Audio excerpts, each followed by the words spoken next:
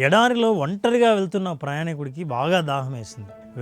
వెతగ్గా అతనికి ఓ బావి కనిపించింది. బావిలో నీళ్లు కూడా ఉండడం చాలా ఆనందం వేసింది. దగ్గరలో బకెట్ కూడా కనిపించింది.